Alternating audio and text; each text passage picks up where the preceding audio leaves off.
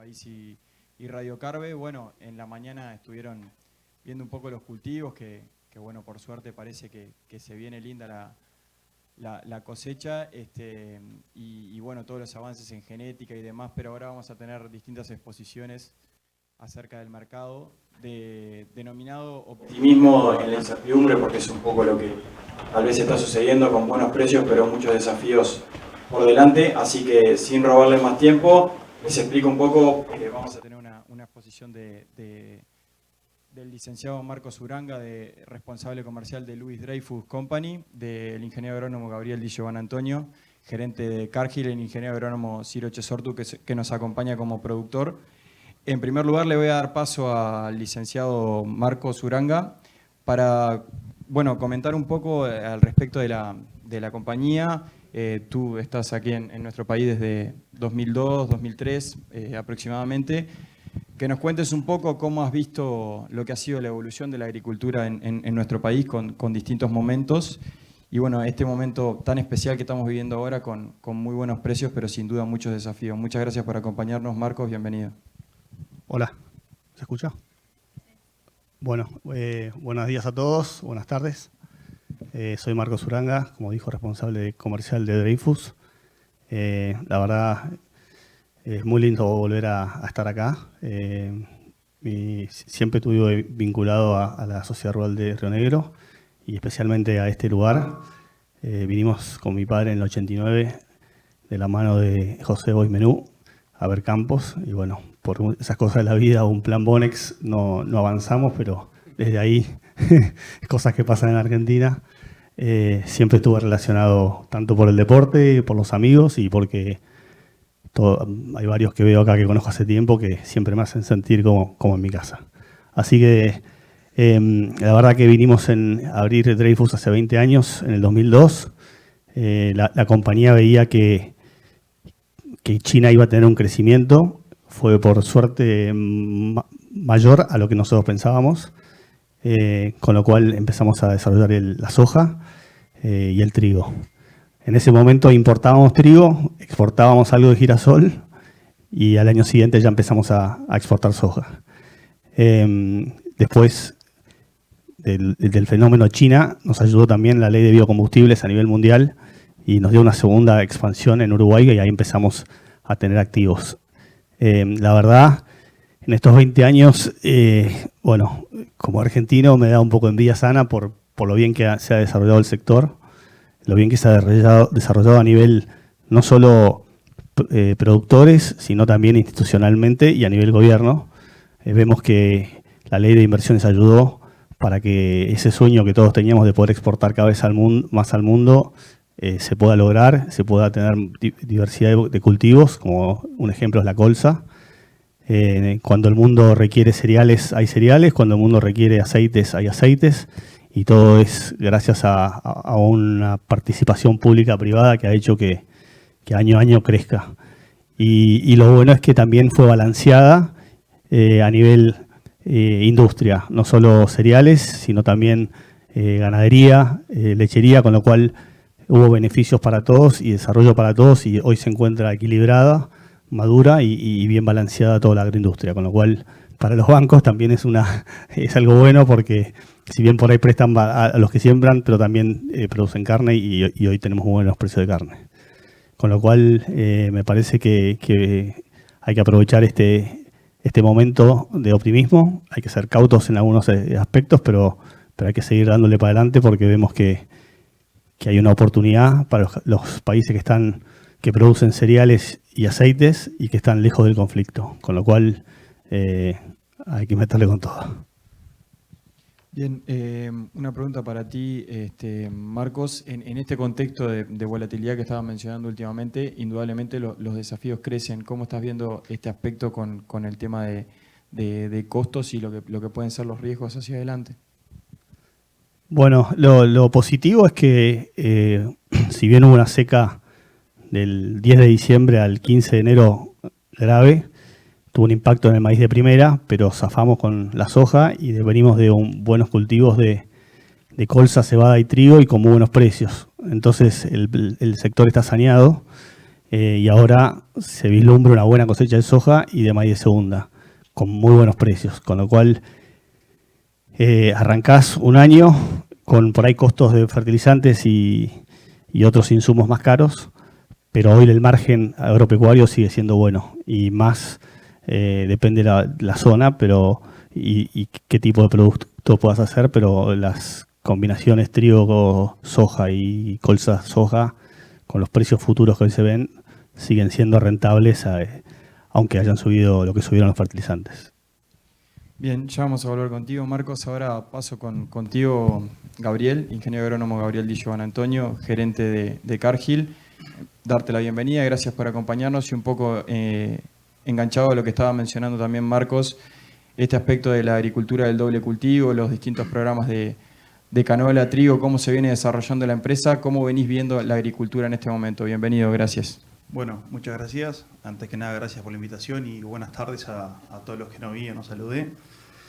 De verdad que estamos viendo un momento de cambios grandes a nivel mundial. Un momento que no arranca con la guerra, para mi gusto arranca un poco antes, después de la pandemia, después de empezar a ver los problemas logísticos que hubo en el mundo, que empezaron con la pandemia, siguieron por el barco atravesado en el canal de Suez, siguieron por problemas climáticos en algunos países productores del norte y siguieron después con los quiebres de cosecha del sur, principalmente de Brasil y de Paraguay. Como bien decía Marco recién, y por suerte, entramos a este panorama con un clima que nos acompañó, que nos puso muy nerviosos hasta mediados de enero, pero que después hasta hoy nos da un impulso tremendo y nos va a permitir capitalizar los buenos precios internacionales que hay hoy. Nos permitió algo en la cola de trigo, pero nos va a permitir fuerte en la soja y enfrentamos estos nuevos costos de una manera totalmente distinta a lo que está viviendo otras regiones como puede ser Paraguay o zonas de Brasil.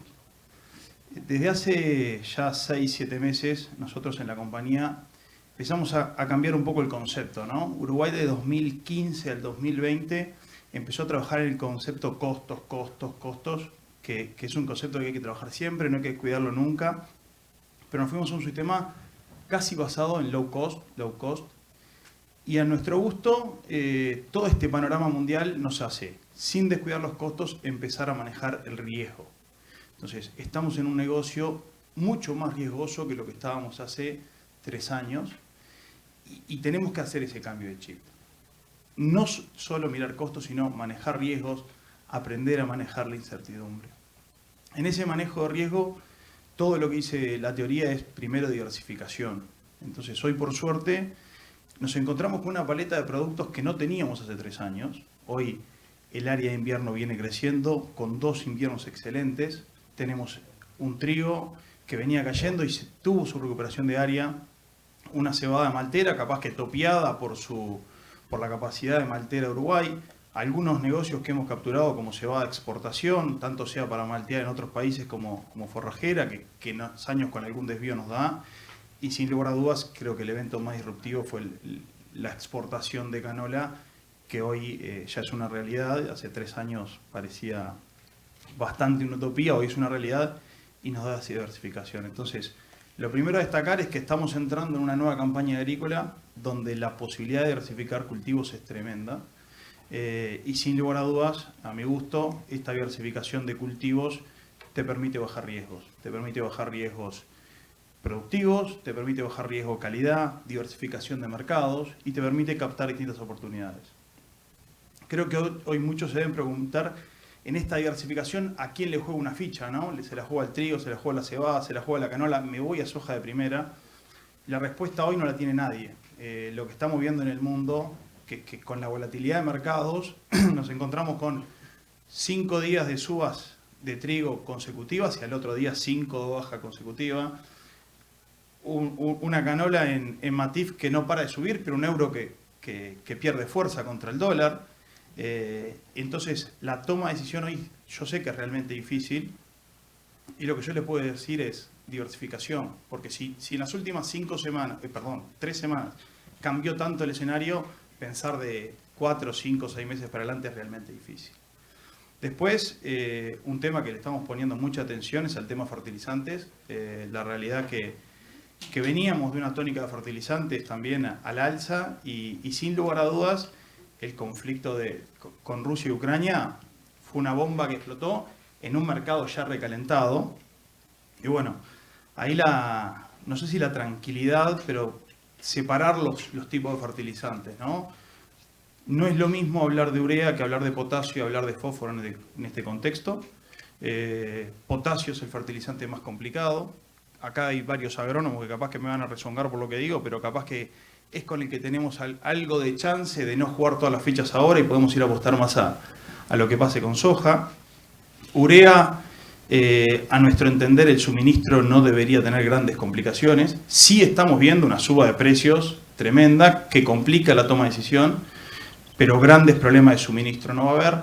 Y capaz que en el fósforo están las mayores interrogantes. Tenemos más orígenes. En potasio son 3 orígenes: Bielorrusia, Rusia y Canadá, donde los 2 primeros están muy comprometidos. En fósforo tenemos más opciones y en esas opciones tendría que empezar a aparecer, pero hoy no aparece una oferta sustancial. También, como anécdota en esta diversificación, he escuchado decir varios productores: no, yo invierno no hago, me voy a soja de primera.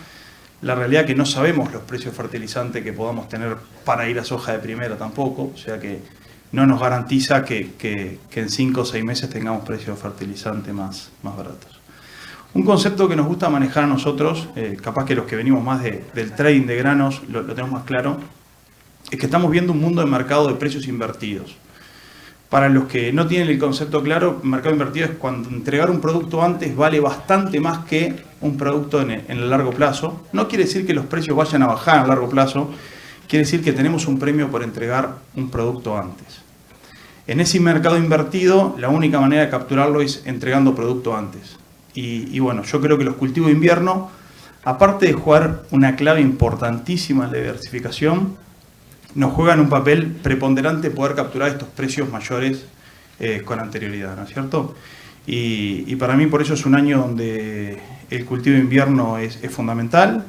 Va a depender de la zona, de las rotaciones, de la lejanía de los puertos y demás, pero me parece a mí que nos jugamos mucho en esta próxima campaña de invierno, manejando riesgos, manejando los riesgos calidad, principalmente en los cultivos más sensibles, ¿no? como el trigo y la cebada. Creo que prestarle un poco más de atención a lo que estábamos acostumbrados en calidad es importante. Si bien hoy el mundo es demandante en cualquiera, oleaginosos, trigo o forrajeros, podemos empezar a encontrar algunas disrupciones donde los precios de los forrajeros contra el precio del trigo panificable sea mayor a lo que estábamos acostumbrados. Y tener trigo de calidad va a pasar a ser un factor preponderante. Y si nos vamos a soja, Hernán, yo creo que ahí la clave, aparte de empezar a mirar mucho el suministro de productos, porque uno lo ve muy lejano realmente la siembra de soja, pero la realidad es que lo que aprendimos con invierno, que siempre hay que tomar las decisiones rápido con el suministro de productos, porque uno piensa, voy a sembrar la soja en octubre, pero las decisiones de compra de fertilizantes, de agroquímicos de las empresas, de glifosato, se toman en junio, julio. Entonces, en una siembra de soja, yo lo que miro hoy es principalmente el manejo de riesgo-precio. Uruguay en estos últimos 5 años ha tenido un abanico de posibilidades de manejo de riesgo-precio que no lo teníamos hace 5 años atrás.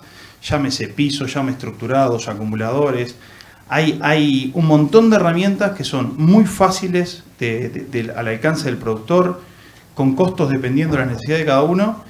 Y yo creo que en este contexto la diversificación y el manejo de riesgo-precio pasan a ser fundamentales, sin descuidar la eficiencia y la parte productiva, por supuesto, como siempre.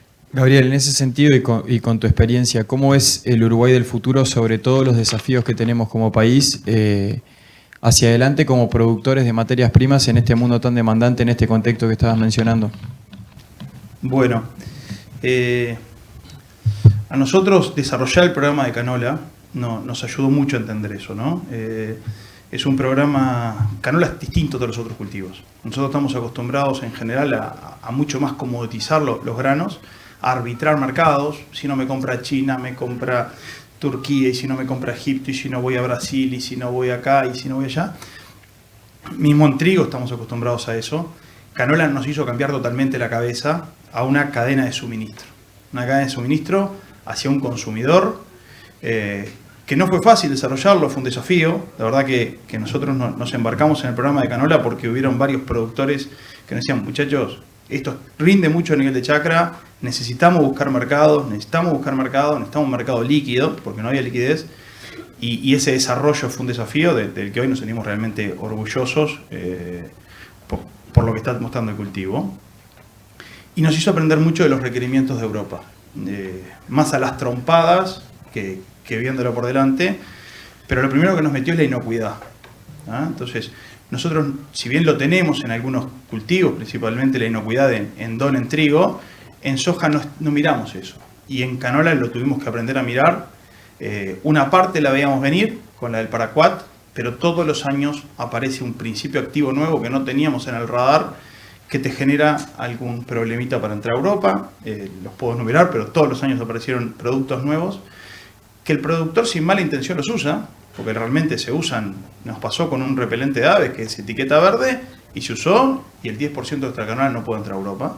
Entonces, empezar a pensar en inocuidad, empezar a integrar, hacer planes de manejo, involucrar a la academia en esto, al sector público, que como decía Marcos, es un sector que nos apoya. Han pasado gobiernos y el sector público siempre está a nuestro lado.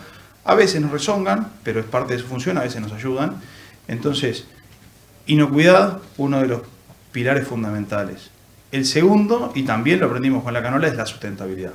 Nosotros producimos o alimentos, o aceite para consumo humano, o aceite para biodiesel, o forrajeros. Eso es lo que producimos. Y la realidad es que es inocuidad para cuando es consumo humano o consumo animal, y sustentabilidad cuando son energéticos. Entonces, la sustentabilidad, si bien a todos nos molesta cuando nos dicen, che, vamos a certificar, vamos a hacer un papel, para nosotros es una oportunidad tremenda. Para el país, para los productores, porque tenemos un distingo como país, como Uruguay, en todo ese aspecto, que me animo a decir que algunas zonas de Argentina, algunas zonas de Brasil lo tienen, pero que les va a complicar al resto de los competidores adecuarse como nosotros. Y me animo a decir lo que va a pasar como la trazabilidad, que arrancamos con la trazabilidad del ganado, medio ahí, medio viendo, medio como una obligación, viendo esto, y hoy es un distingo de la ganadería uruguaya. Y lo mismo va a pasar con la sustentabilidad si la aprendemos a manejar. En algunos momentos va a ser simplemente una certificación, pero en algunos momentos nos va a permitir acceder a mercados. Y hoy, con el crecimiento que está teniendo la canola en Uruguay, nosotros no lo vemos sostenible si no empezamos a trabajar en sustentabilidad. Los canales de consumo de aceite para mesa, consumo de aceite refinado, se empiezan a achicar, y si uno quiere crecer y quiere acceder a los mercados, tiene que trabajar en sustentabilidad, porque el que va a hacer biodiesel de esa canola nos va a pedir sustentabilidad. Y créanme que es engorroso de arranque, pero una vez que lo tengamos armado va ahí. Y el tercer factor que va atado a los otros dos es la trazabilidad. Cada vez más los consumidores finales quieren saber de dónde sale cada grano, qué pasó en la historia de esa chacra, qué había antes, si deforestamos y no deforestamos. Entonces, la trazabilidad de cultivos, la sustentabilidad y la inocuidad, me parece que son tres cosas que vamos a acostumbrarnos a hablar, que nos van a costar un poquito de arranque, pero sin lugar a dudas van a ser el distingo de la agricultura nuestra para adelante, sabiendo que nunca vamos a ser los mejores competitivos en costos, los más eficientes ni nada, pero ese es el distingo nuestro. Bien, gracias Gabriel. Paso contigo, Ciro. Ya, les vamos avisando que en un momento va a estar mi teléfono en pantalla para que manden preguntas, y si no acercamos el micrófono luego de la exposición de Ciro para abrir un poco y hacerlo un poco más dinámico. Ingeniero agrónomo Ciro Chesortu, gracias por acompañarnos. Bienvenido a la Rural de Río Negro. En primer lugar, conclusiones acerca de lo que han expuesto Marcos y Gabriel, y sobre todo tu opinión como productor en este contexto de la agricultura que veníamos mencionando. Gracias.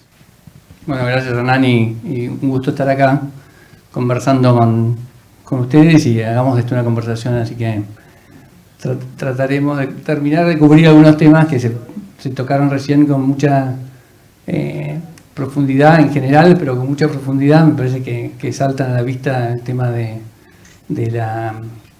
la gran transformación que ha habido en estos años en Uruguay a partir del comentario de Marcos sobre un poco el disparador China y todo lo que se desarrolló después en términos de diversificar una agricultura y una pecuaria y un aspecto forestal muy potente. Yo iba a tocar algunos temas de poner un poco en perspectiva, ¿no? En términos de, venimos en el marco de un ciclo que estalló con precios gigantes entre el 2008 y el 2013 y después tuvimos que ajustar el cinturón a un tema de costos y bueno, estamos viviendo ahora una especie de nueva gran ola de tsunami de precios. Acuérdense que después de que viene la ola de tsunami baja la ola de tsunami, con lo cual hay que poner en perspectiva las oportunidades de corto y después la digestión del largo plazo. Pero bueno, en términos de también cuán chiquititos somos y cuán poca perspectiva tenemos, bueno, hace 2 meses y medio estábamos sufriendo la seca al taco y no nos la creamos tampoco demasiado, porque bueno, hoy estamos en el mejor de los mundos, de que cayeron 2 hecatombes de lluvia formidables a mediados de enero y después a fin de febrero. Pero bueno, Paraguay perdió la mitad de la cosecha, ¿no? Y nosotros tenemos una cosecha que podría haber sido esa, con toda la dificultad del mundo. Y bueno, y hace un mes en Kiev salías a tomar algo y a pasarla muy bien en una ciudad maravillosa y hoy están donde están. Así que, bueno, me parece que la perspectiva de largo y la perspectiva de corto hay que tenerla bien piel de gallina y presente. ¿Qué estamos viendo? Bueno, creo que algunos ajustes se mencionaron recién, ¿no? En términos de que ya veníamos de un tema donde nos veníamos comiendo stocks en el mundo. Empezó a haber algunos problemas mayores en términos de... Bueno, China generó 2 eventos de mucha demanda en términos de forrajeras el año pasado, que veníamos esperando hace como 10 años. Y en aceites, la pandemia pegó muchísimo en Indonesia y Malasia, ya venían cortando aceite mucho, que está empezando a recuperar y se va a empezar, digamos, la palma vuelve, cosa que estaba dormida hace un año entero. Digamos, hay mucho, digamos, tiro algunas ideas que espero que no sean barullos, sino un poco de irnos acercando al tema más concreto en 10 minutos, que era la consigna de cómo poner en perspectiva qué tenemos enfrente. Como se comentó recién, creo que tenemos una señal de precios que lo que tiene que hacer es resolver demanda. Hay que destrozar demanda. El precio alto destruye demanda. El precio la inversión de precios dice no consumas hoy, consumí mañana, que está mucho más bajo el precio. Y de hecho, bueno, ustedes saben, la soja, para simplificar, disponible, vale $80 más que noviembre y casi $160 más que el noviembre dentro de un año y medio, el que sembremos próximo. Con lo cual, bueno, ya esa es una señal. En el corto plazo, si aguantan más estos precios para el consumidor, probablemente no, es muy tensa ya la relación. Primero pica mucho, como pasó con el trigo hace 2 semanas, y después de que se cubren un poquito algunas demandas inmediatas, el consumidor empieza a decir, bueno, me quedo sin stock y difiero todo lo que puedo. El problema de insumos y de fertilizantes es dramático. Me parece que ahí es donde más nos tenemos que ajustar, porque por más que es verdad que en el potasio y en el fósforo están los problemas, el problema general es la energía, ¿no? Y entonces, cuando no hay gas, no hay amonia, y cuando no hay amonia, no se puede ni disolver la roca fosfórica, entonces tampoco hay fósforo. Y en Argentina, que hay una planta relevante de urea en Bahía Blanca, no va a haber gas para esa planta, con lo cual, en teoría, produce 1.200.000 toneladas de urea, que es la mitad del consumo argentino, pero va a funcionar al 60%. Y con la cual la restricción de fertilizantes y agroquímicos en general y va a tardar, por lo menos, me parece a mí, un año y medio en regularizarse. Bueno, con lo cual yo coincido plenamente con el comentario de diversifiquemos, anticipemos lo que se pueda en términos de jugar con el inverso y vender. Yo pienso que los precios van a tender a estar de alguna forma comerse el inverso, digamos, el precio alto que tenemos hoy va a seguir la señal de que esté muy alto y muy invertido el mercado y no se va a regularizar la cadena del supply chain por un año y medio, una cosa así, pero al mismo tiempo vamos a seguir regenerando que en los diferidos vamos a seguir subiendo el precio.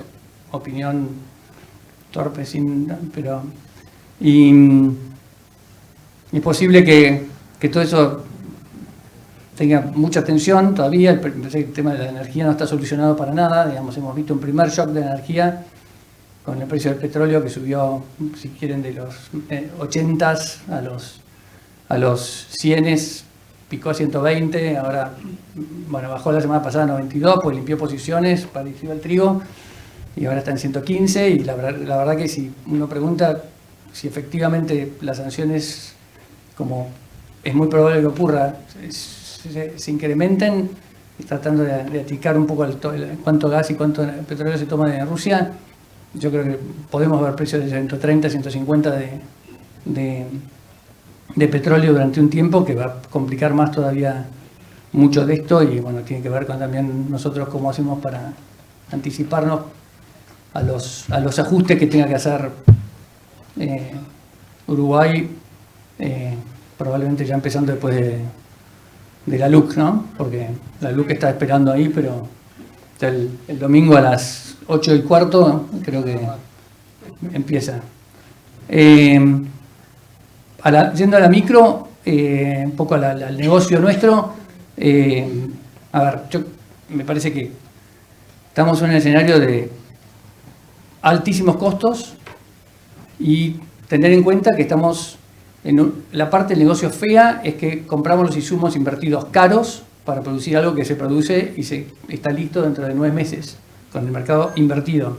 Con lo cual hay que cuidar mucho esa ecuación, el píxel, digamos, yo digo, o se recupera muy bien cualquier cabecera, abajo o lo que sea, o el costo de indiferencia, no hay que sembrarlo, porque la verdad que no sirven los promedios, sirve cada píxel, ¿no? Entonces el píxel que está abajo del costo tiene que pasar a otra actividad. Diversificar parece esencial, porque no me puedo comer una curva de riesgo climático, por más que el trigo parezca divino. Hace muchos años que no tenemos fusarium, si nos toca un año complicado, por más que le pongamos todos los chiches del mundo, bueno, a este nivel de costos no querés comerte esa curva más que por un porcentaje. El precio del aceite es fabuloso, pero de vuelta, bueno, primero, no está escrito en la piedra que el precio del petróleo se mantenga en 120 después de qué, por más que creo que la situación mundial es muy seria y recuperable, ¿no? Me parece que el quiebre de la paz que tuvimos estos 40 años significa que efectivamente hasta que no se logre estabilizar a Rusia lo suficiente para que Rusia expulse a Putin, no vamos a tener un equilibrio mínimo como para reordenarnos. Y pensando un poco, estoy mezclando la micro y la macro, en términos de la ola famosa, de decir, bueno, vamos a tener unos precios fantásticos que van a ayudar a empujar la producción, pero no vamos a tener el Mar Negro, con lo cual recuperar todo eso va a llevar un tiempo, así que me parece que la ola esta dura unos años, 2 seguro, 3 quizás. Vamos a un mundo más pobre, y eso es una novedad, ¿no? Durante estos 40 años de paz, digamos, todos los países, todos, hemos ahorrado en defensa, ¿no? Y parece una boludez, perdón el término, pero 2,5 puntos de gasto de defensa, que no parece nada, en 40 años, es 100% del producto. Es decir, que es, digamos, la riqueza del mundo en 40 años, hoy es el doble de lo que hubiera sido si hubiéramos gastado 3% más de defensa esos 40 años. Y en los próximos 10 o 20 vamos a gastar mucho más que 3, porque vamos a sobreexpandir ese gasto.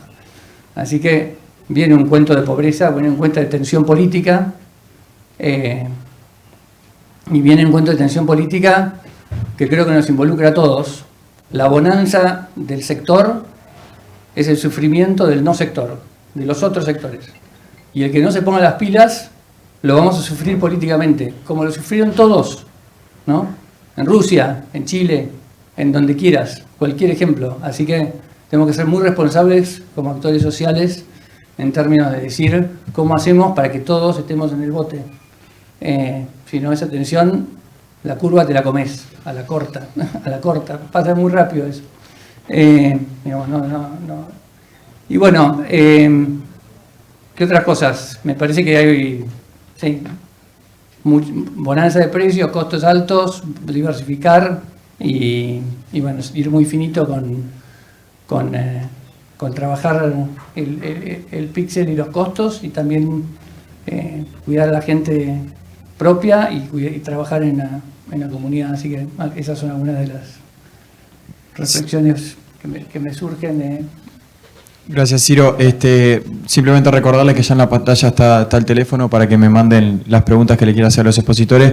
Voy a hacer una repregunta contigo, Ciro, que alguna cosa estuvimos conversando antes de la exposición. En este contexto de costos altos, de incluso dificultad para conseguir el insumo, lo que veníamos mencionando de los fertilizantes, hoy se multiplican los desafíos para el productor como empresario, e incluso todo lo que tiene que ver con hacer más eficiente la aplicación y el uso de la tecnología.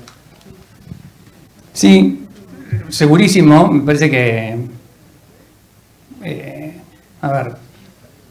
hay que eficientizar todo el sistema, ¿no? Nosotros tenemos algunos recursos del sistema, digamos, desde todo el esquema de pasturas, ¿no? Y rotación, que es en alguna medida vida molecular al suelo y que suplanta de alguna forma la eficiencia del recurso químico, ¿no? Tema de la acidificación de suelo, que es bastante seria, por no decir dramática, en Uruguay.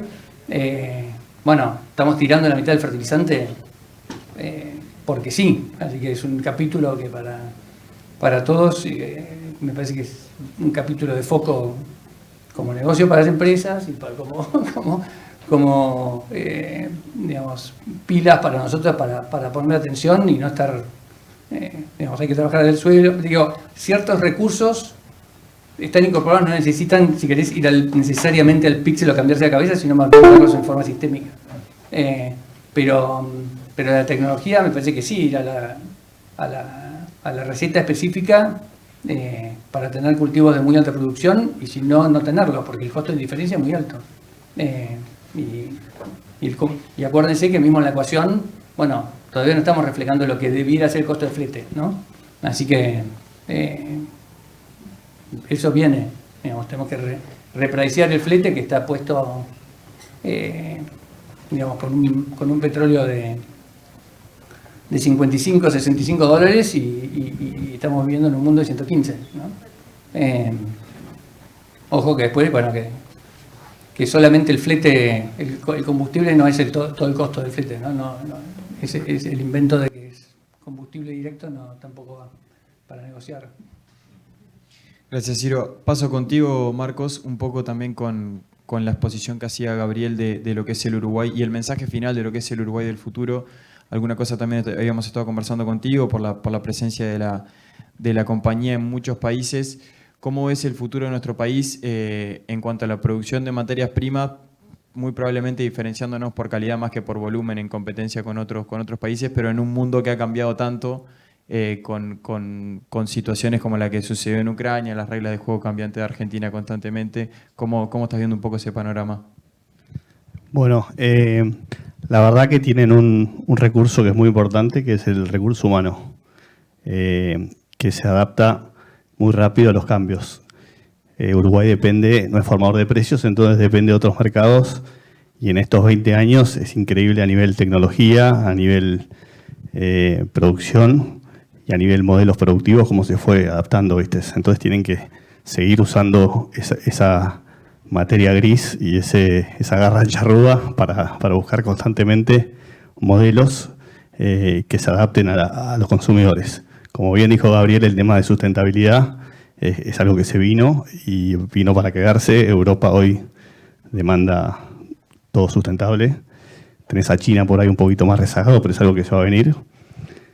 Y bueno, y ser eficiente, como dijo Ciro, estamos en guerra, con lo cual los costos cambian, los consumidores también van a cambiar, y ser muy eficientes con todo el manejo de riesgo, el manejo de productividad y el manejo de sustentabilidad para poder llegar a esos mercados que pagan un premium y manejar bien los costos para ser rentables.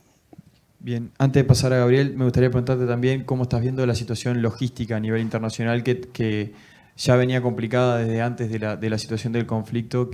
¿En qué situación está? Gabriel comentó algo del tema de los fletes a nivel mundial, de barcos, que estaba muy tight toda la logística y bueno, con el accidente en el canal, más la recomposición de los flujos después de la pandemia, y ahora se le agregó el conflicto. Para que ustedes se den una idea, más o menos entre Ucrania produce 100 millones de toneladas y China 100 millones de toneladas, entre girasol, maíz y trigo. El mundo, hay 350 millones de toneladas de trigo que se produce en el mundo y el flujo de exportación e importación es de 160. Y hoy desaparecen 60.000. Desaparecen no, juegan distinto. Hay que ver Rusia a quién le puede vender ese trigo, con lo cual los barcos por ahí se van a cruzar. Y bueno, va a demandar más logística y por ahí suben los precios. Y después Ucrania hay que ver cuándo vuelve a estar productivo. Si la guerra termina hoy, por ahí en 2 años están productivos de vuelta. Por ahí no, si le siguen rompiendo infraestructura, porque hacer un puente te lleva 3 años, recomponer una cosecha después una seca es al año siguiente. Entonces tenés que ver qué daño te dejan en los puertos, qué daño te dejan en los ferrocarriles, y bueno, y todo el abastecimiento para que puedan sembrar en el futuro de petróleo, fertilizantes y demás, hay que ver también cómo les queda. Entonces, el flujo mundial va a cambiar y bueno, va a ser un poco de encarecer los fletes, pero hay que ver cómo se reorganiza y cómo es algo político. Y de una guerra que en muy poco tiempo produce muchos cambios, hay que ajustarse a esos cambios constantemente. Por eso es que resalté la adaptabilidad un poco del productor uruguayo siempre a los cambios. Gabriel, una pregunta contigo. Como sector agropecuario, pero fundamentalmente Uruguay como sector agroexportador, ha tenido un crecimiento muy grande la adaptabilidad del productor a empezar a manejar el mercado de futuros y opciones, lo cual representa un gran desafío, sobre todo en contextos en los que por ahí hoy puedes captar precios que la semana que viene no sabes bien qué es lo que puede suceder. En ese sentido, ¿cómo estás viendo ese desafío y cómo estás viendo sobre todo la adaptabilidad del productor uruguayo a estos nuevos desafíos? Bueno, yo creo que la mayoría de las herramientas que tenemos hoy disponibles hace 5 o 6 años estaban, pero eran mucho más difíciles de alcanzar, mucho más difíciles de que un productor los pueda hacer. Habría que abrirse una cuenta en Chicago, muchas veces era por un broker que no te daba una explicación, muchas veces la explicación venía incorrecta. Con esto que estamos viendo y hablando de mercados invertidos, la diferencia entre posiciones es tremenda. Una cosa basada con el trigo disponible, con la posición mayo, y otra totalmente distinta, en la misma dirección, pero no con la misma fuerza basada en la posición de siempre. Entonces, yo creo que se ha avanzado bastante, queda mucha extensión por hacer, una palabra agronómica, mucho explicar, mucho concepto, pero creo yo que las herramientas que tenemos están. Hay mercados mucho más fáciles de cubrir, como son los mercados de Chicago, que tiene una liquidez tremenda, salvo lo que vimos estos últimos 2 semanas con el trigo. Chicago es un mercado que uno le pone órdenes y las digiere. Otra totalmente distinta es hacer cobertura sobre MATIF, donde la liquidez es mínima. Son contratos mucho más chicos y uno va a vender 2.000 toneladas y las tiene que vender de a 2 contratitos de 50 porque no hay comprador del otro lado. Pero sin lugar a dudas lo que más tenemos son herramientas. Entonces, solamente la diversificación de mercados y estar mirando un mercado en Europa con su tónica y su tipo de cambio, pero que mira más aceite. Un mercado de cebada que cubre mucho más el trigo capaz que de Estados Unidos y una tónica un poco más mundial. Y un mercado de trigo físico, que es algo más spot, ya te da una diversificación por sí mismo. En soja es mucho más fácil. Miramos Chicago, salvo los momentos que tuvimos la guerra comercial China-Estados Unidos, que parece muy alejada, pero fue hace 2 años y poquito. La lógica es la basis, y la basis tiene una lógica de oferta y demanda mundial y arbitraje. Entonces, ya hacer coberturas en soja con su lógica es mucho más fácil. Están las coberturas clásicas de mercado que uno las puede adquirir de la bolsa, pero hay un montón de coberturas adaptadas a las necesidades de cada productor que son tremendas. Hace 20 días, un mes, le decía a un productor: pone un seguro de precio por $5 por un mes sobre la posición julio. Eso que parece tan volado tiene su lógica. Es decir, hace un mes todos esperamos una buena cosecha, los precios eran espectaculares, pero no nos animamos a vender. ¿Por qué sobre julio? Porque es la posición de referencia de Uruguay. Y en un mercado con volatilidad no le podemos ahorrar la posición de referencia. Una cobertura sobre mayo no es lo mismo que una cobertura sobre julio.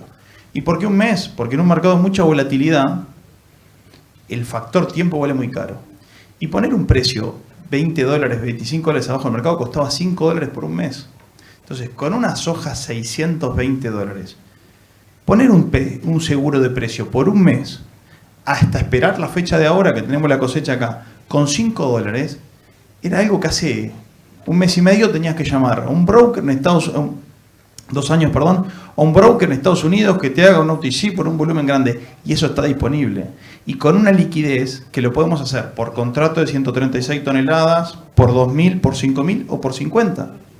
Entonces, las herramientas que tiene el productor hoy para hacer esas cosas son tremendas.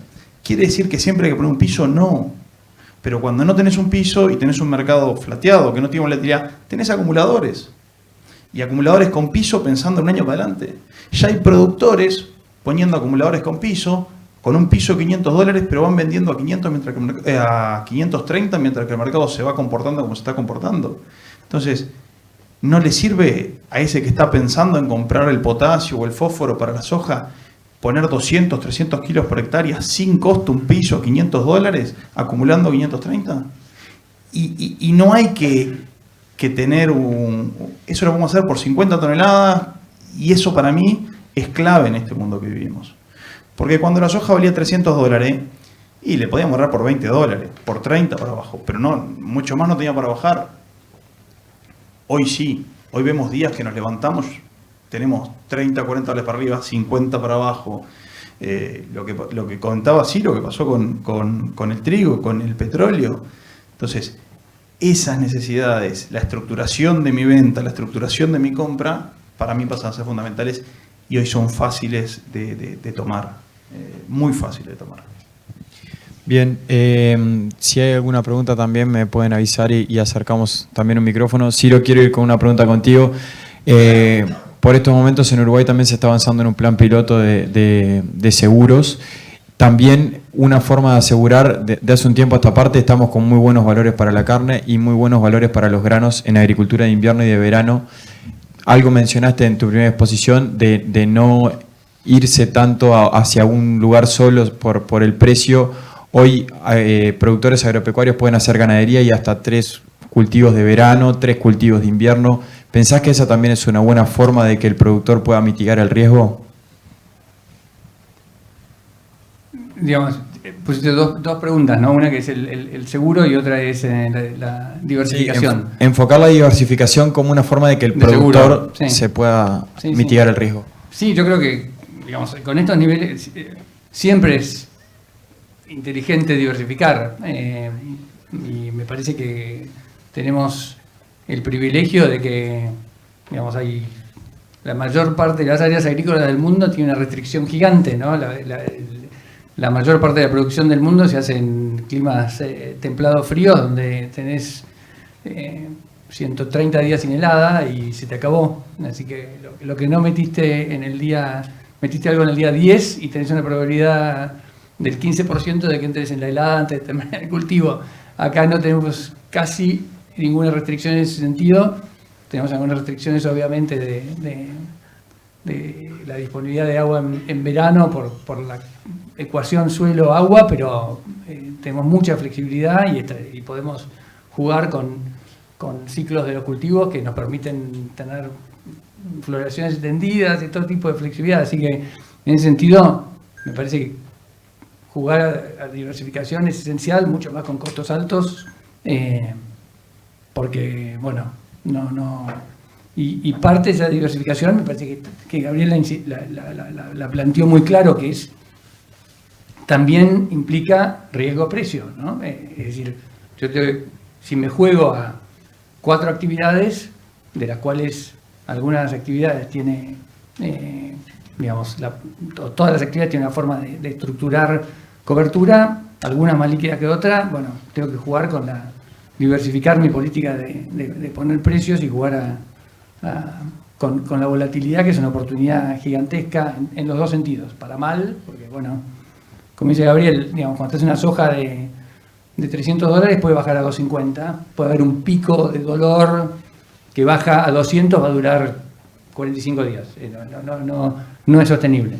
Entonces, con eso está jugando. En estos momentos, bueno, parece que no es que vamos a destrozar el precio de 650 a 450, es inviable, porque hoy tenemos una dificultad en abastecer al mundo de soja gigante y de hecho es probable que terminemos con mucha tensión entrando al mercado climático americano con las compras chinas que estamos viendo estos días y cierto posicionamiento necesario de todos los mercados fracturándose y protegiendo, cerrándose, pasa en todos lados, ¿no? Todo este clima, o por lo menos el clima del mercado de hoy, es más explosivo porque los mercados se van cerrando, ¿no?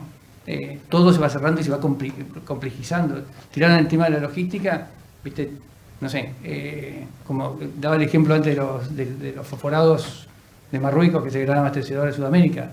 Para eso ellos necesitan amonia. La amonia venía, digamos, la restricción no es otra que la amonia venía de Ucrania. Bueno, de Ucrania a Marruecos es un viaje de 6 días. Ahora la amonia tiene que venir de otro lado, que tarda 6 veces más la ida y la vuelta, son 6 viajes más equivalentes. Entonces la logística ya está restringida el doble, el flete sube mucho más, además de que no hay. Pero bueno, diversificar, yo creo que hay una capacidad, el negocio ganadero está sabrosísimo. Y me parece que tenemos la capacidad de digamos, hacer producciones altísimas también, ¿no? Que las hemos ido dominando con el tiempo, que increíblemente son equivalentes en margen a la agricultura casi de estos precios. Así que desde el punto de vista del mediano plazo, y tengan en cuenta una cosa, si yo soy consumidor, que me parece bastante atractivo, digamos, nosotros estamos en un negocio agrícola y el mundo necesita producir para reemplazar a Ucrania, pobrecitos, y las restricciones que le va a poner el mundo a Rusia. Ahora, para producir eso tengo que comprar fertilizantes hoy que no existen, para producir algo que lo tengo que producir dentro de 9 meses, para comprarlo y llevarlo a un consumidor a China para que fabrique carne y esté dentro de 1 año y medio, ¿no? Un programa pésimo, ¿no? Si sos chino. En cambio, me compro un cacho de vaca acá y me llevo en un combo todo estaqueado, que tiene energía, agua, todo spot, con el mercado invertido. Obviamente, si sos chino, comprá carne mañana y no te va a dar todo el programa loco de empezar a comprarle al fin del día el programa chino, comprarle el fertilizante para que acá empezamos a producir algo que tiene que preciarse dentro de $200 más barato dentro de 2 años para llevarlo allá y producir carne 9 meses después de cerdo que se pueden enfermar. Así que la carne está barata. Bien. Sí, adelante. Algo que creo que se mencionó, pero es bueno resaltar. Estamos viendo, Marco lo decía, estamos viendo en un mundo mucho más difícil de arbitrar. Nuestras empresas por lo general se dedican mucho a arbitrar. Manejar riesgos, manejar logística y arbitrar mercados creo que es lo que más nos destaca a nosotros como empresas. Pero el mundo se está complicando para arbitrar. Se está complicando para arbitrar porque empiezan a aparecer restricciones logísticas, de costos y de países tremendas. Y una de las cosas que estamos viendo es un poco lo que está pasando, ¿no? Y lo decía... Espera que me está enloqueciendo esto. Estás cambiando la voz. Estoy cambiando la voz. Lo que decía Marcos recién, empezamos a ver cosas totalmente distintas. Y hoy Rusia, hace una semana y media, vendió trigo que lo tenía vendido en su origen Ucrania, pero eso se puede empezar a cortar y vamos a empezar a ver flujos cruzados de granos en el corto. La gran interrogante que tenemos, veníamos de un mundo aperturista, de libre mercado, baja de aranceles, menor dependencia de las producciones propias, toda esa cultura europea de proteccionismo se fue cayendo. No nos olvidemos que Alemania venía de una política de apagar plantas nucleares que hoy se debe estar pegando la cabeza contra las paredes. La pregunta es, hoy el mundo quiere ser aperturista porque necesita alimentos y el desafío es qué va a pasar dentro de 3, 4, 5 años cuando pasemos esta demanda grande y seguramente nos empecemos a cruzar con un mundo un poquito más cerrado en algunas cosas. Son suposiciones, todo va a depender de cuánto dure y cómo termine esta lamentable guerra, pero es una de las cosas que también tenemos que pensar a mirar. Mirar todos los consumidores, no solamente los que tenemos relación comercial, porque nos van a empezar a venir restricciones de algunos países mucho más proteccionistas. Hoy, viniendo para acá, leía una noticia de que Europa, áreas protegidas, las va a largar a sembrar esta nueva zafra.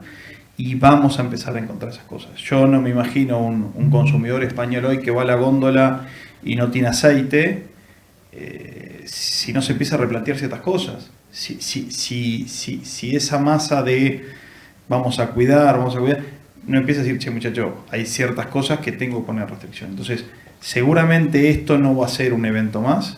Seguramente dentro de 3, 4 años empecemos a tener algunas colas de eso. Y es un foco de atención que tenemos que empezar a poner, porque el día que llega de un sopetón, y de verdad que es muy pronto empezar a predecirlo, pero seguramente es un movimiento que vamos a tener. Bien, ya acercándonos un poquito al cierre, no sé si hay alguna pregunta del público, tenemos un micrófono acá para acercar porque tuvimos un problemita con la pantalla. Si no, voy a dar paso a invertir un poquito el orden a una reflexión final de los expositores, sobre todo poniendo el foco un poco en lo que hablábamos antes en el Uruguay de aquí hacia adelante, los desafíos que podemos tener y una reflexión final de dónde están los desafíos y los objetivos principales que podemos tener para seguirnos diferenciando y seguir creciendo en el sector agroexportador y mejorando, por lo tanto, como país también. Empiezo contigo, Gabriel, si te parece, invertimos un poco el orden. Muchas gracias desde ya por habernos acompañado con tus aportes. Gracias a vos. Es difícil dar una reflexión en estos momentos. Como decía Ciro, primero que nada agradecer las 2 lluvias, porque el panorama hubiera sido totalmente otro. Los que tenemos diálogo con la gente de Paraguay o alguna zona de Brasil realmente que es... Imagínense, ¿no? Un quiebre de cosecha que creo es un poco mayor que la mitad, es el 60%, y tener que repensar sembrar con estos costos, cuando tenés todo hundido de lo del año pasado, realmente hay que dar gracias. Hay momentos que hay que dar gracias, o muchísimas gracias, porque esa lluvia de mediados de enero y cómo se ha venido el clima, todavía el partido no está ganado, queda la cosecha, queda la logística de la cosecha, queda afrontar temas combustibles, la reflexión que hizo Ciro de cuidar las comunidades y la bonanza que tenemos hoy como sector contra el resto de la sociedad, que le van a aumentar los precios del pan, que los van a aumentar el precio del aceite, y sin lugar a dudas se nos van a venir a la carga. Como sector se nos van a venir a la carga y hay que cuidarlo.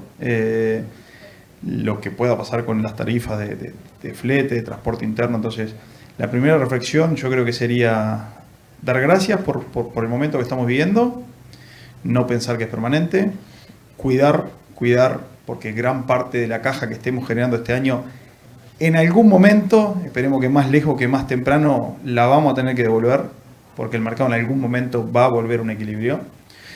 No sabemos si va a ser entre 1, 2, 3 o 4 años, pero en algún momento vuelve, como pasó en el 2014. Entonces, cuidar parte de esa caja, dar gracias por el momento que estamos viviendo y tener claro, para mí, lo que decía Ciro, de que hay una parte de la sociedad que nos va a estar viendo distinto y como gremial, que es la Rural de Río Negro, el papel que juguemos en las comunidades es tremendo y como sector. Así que para mí, más reflexión que eso. Gracias, Gabriel. Marcos, una reflexión final, enmarcado en este contexto internacional, pero indudablemente poniendo foco en lo que podemos hacer nosotros aquí con nuestra producción. ¿Cómo ves el futuro del país? Gracias por acompañarnos con tus aportes. No, bueno, bastante de las conclusiones las dijo Gabriel. Solo agregaría no solo estar en esos temas, sino cómo comunicarlo.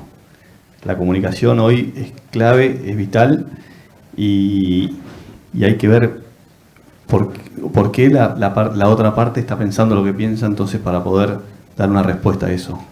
Nosotros en Argentina lo vivimos, tuvimos un paro grande en 2008, no pudimos comunicarlo. Y bueno, se generó una grieta. Entonces, hoy tienen el diario del lunes, traten de usar todas esas herramientas para que no se genere. Y después, está gran parte dicho lo planteado. Por ahí el otro temita que quedó es los fertilizantes, si bien no van a faltar, Ciro lo comentó, es un tema a seguir bien de cerca. Y las aplicaciones lo más eficiente posibles, porque si todos son vasos comunicantes, es el gas, es el potasio que sale de gran parte de Rusia y Bielorrusia, pero después ya tenés 13% de la urea que sale de Rusia, 20% del fósforo, pero a su vez Estados Unidos y Canadá restringiendo por ahí las salidas. Entonces todo eso hay que ver cómo se acomodan las fichas y en la parte de fertilización trataría de usar cada vez más la eficiencia tecnológica para esas aplicaciones. Gracias, Marcos. Bueno, Ciro, te la dejaron servida para el final. La parte social que tú bien trajiste y la parte de comunicación, ¿cómo es todos esos desafíos, tal vez de destruir muchas veces ese relato que contrapone la producción agropecuaria con la ciudad? ¿Cómo es ese tipo de desafíos? Y alguna cosa que te haya quedado por agregar. Muchas gracias por acompañarnos. No, gracias a ustedes. A ver, la contrapone y es así. Es un desafío, digamos, la suba de precios que recibe el agro es alza del costo y la inflación en quien no está en el sector. Entonces, me parece, primero, ser humildes en interpretar al otro y no verla solamente desde la tribu, ¿no? Porque acá en la tribu nos entendemos todos y pensamos parecido y eso es el pensamiento único es fatal, digamos, no deja hay que cambiar el eje y decir qué ve distinto el otro para poder resolver primero cómo te comunicas y después cómo te integrás y después de dedicarle tiempo, ¿no? Digamos, hoy le dedicamos una jornada al campo y probablemente le dedicamos, no sé, 385 días por año a mirar el campo y mucho menos a interactuar en el espacio común. Entonces, bueno, toca, no sé, en cualquier ámbito, en la empresa, con los equipos con los que interactúas en tu ecosistema y en todo caso con los que interactúas en la sociedad, tiempo. Tiene que haber una jornada mínima al mes que estás por no decir por semana, que estás interactuando fuera de tu ámbito más común. Eso me parece indispensable, ¿no? Siempre. Y ojo, que hasta es por las razones más egoístas del planeta. Si vos querés vivir en un lugar estable, tiene que haber una sociedad integrada que ve un destino común de bienestar. Si no, estamos fregados. Y bueno, y está escrito, digamos, si no lo haces, hay un quiebre. Y es buena la alternancia también, así que es buena, pero en ese sentido, mientras más te integres, mejor es la charla de la alternancia. Y con respecto a reflexión de cierre, me parece que bueno, tenemos una oportunidad que probablemente tenemos un país que tiene muchas cosas buenas en el mundo de hoy en relación a estar alejado de las zonas de más conflicto, teniendo una posición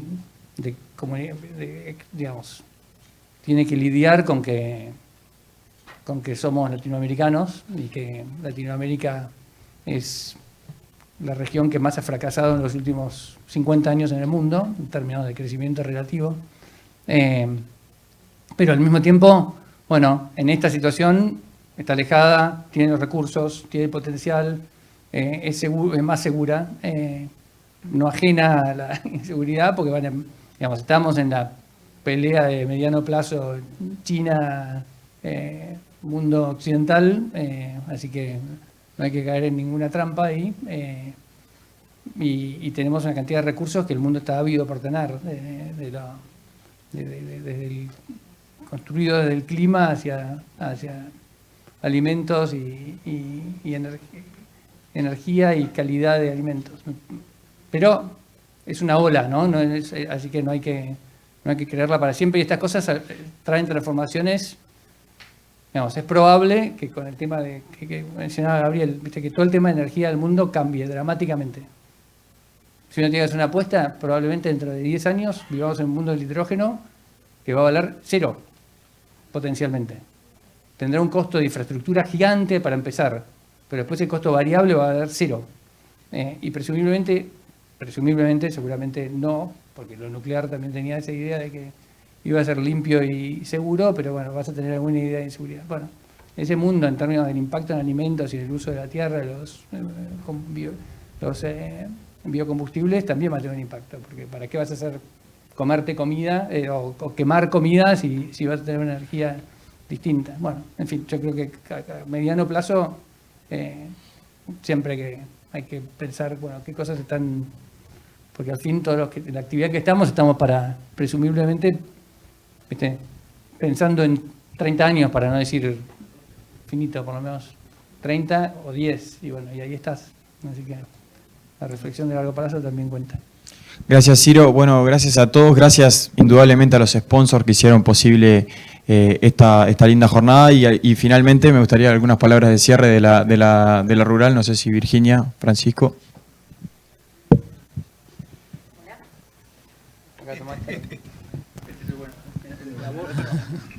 La voz ya desafino. Bueno, sí, nomás agradecer especialmente a ustedes por el tiempo que se hicieron y por esta posición que es más que importante para todos nosotros y en este momento de tanta incertidumbre. Así que a Ciro, Gabriel, Marcos y Hernán, agradecerles mucho a todos ustedes por participar, especialmente a las empresas que invitan en esta jornada de cultivos de verano. Son las empresas agrícolas que son las protagonistas para nosotros en esta jornada, y bueno, y las demás empresas, que ya son más de 25 empresas asociadas a la sociedad rural, agradecerles porque la verdad que están durante todo el año apoyando, ya sea en el campo, en actividades de responsabilidad social, que hacemos mucho también en la rural. Bueno, así que agradecerles a todas ellas. Y acá están toda la gente de los estudiantes de gastronomía de UTU, que son los que vinieron. Si quieren, pasen, vengan.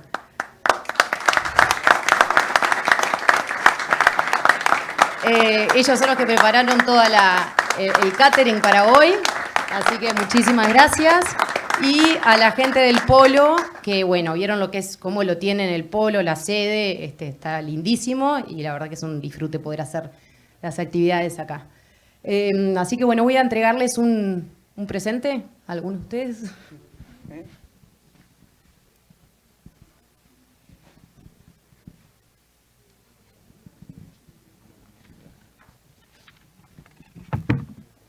Y a Guille, a Guille, que es el responsable de toda la parte agrícola en el campo. Bueno, no quiere, se pone un poco tímido, pero un aplauso también para Guille, ¿por qué no?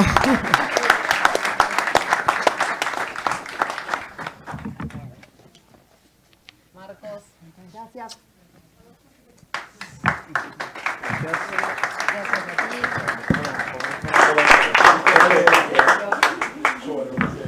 Gracias. Sí. Sí.